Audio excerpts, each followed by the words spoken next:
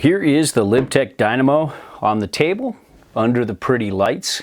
You can kind of see this magnet traction here, very mellow, but still very visible and has good grip to it. And it's definitely on the mellower side, so it doesn't grab as much in softer snow. And I found that out at the extended demo. Let's lay this down on the table.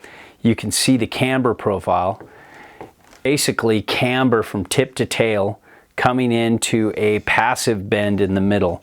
They call this camber dominant. We call this mostly camber because you can see the camber ends right about where the tail begins and ends right about where the nose begins. It's nothing like the BRD. It really has a lot less early rise and a lot less directional float. And as you can see, there's a little more nose than tail. A little bit of taper going on, but not a lot. Kind of sits more, a little closer, like here's the all mountain, free ride here, kind of coming into the all mountain free ride border, and all mountain kind of sits kind of close to the border, but not all the way there. Kind of starting to get into a little more of the free ride side, but a good, good if you want to take it both directions. It didn't bother me that much at all. But let's get back to the width. You're looking at the back insert. On the back foot, you're looking about 26.7,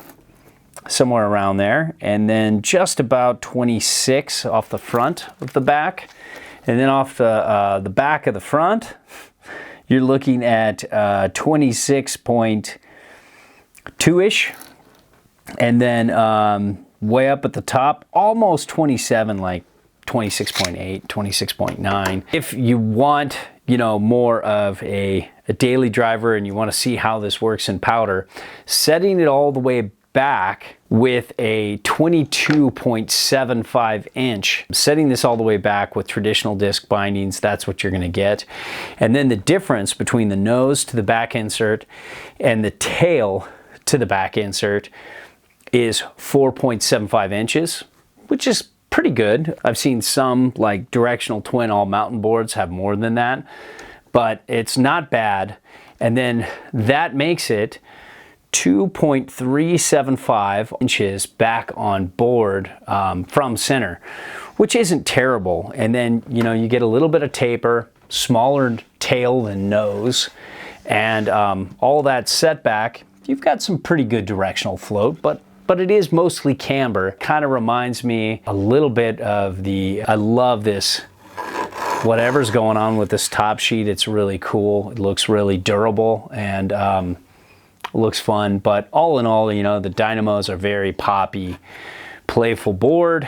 It's got that kind of, it seems like it might be the same base. I'm just guessing here, but it seems like it might be that same clear base that you get on, things like the TRS and such. But, it's got a really good middle, kind of an upper middle always.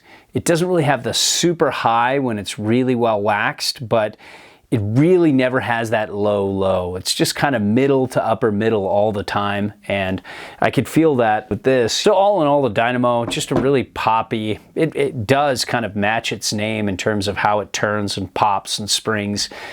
It really is dynamic, it's lively, it's a fun board. Maybe not the best compared to some of its peer group in powder because of all that camber, but it's not bad, and it's a little bit better than the old full camber rides in days of old. So there you have it, the Dynamo.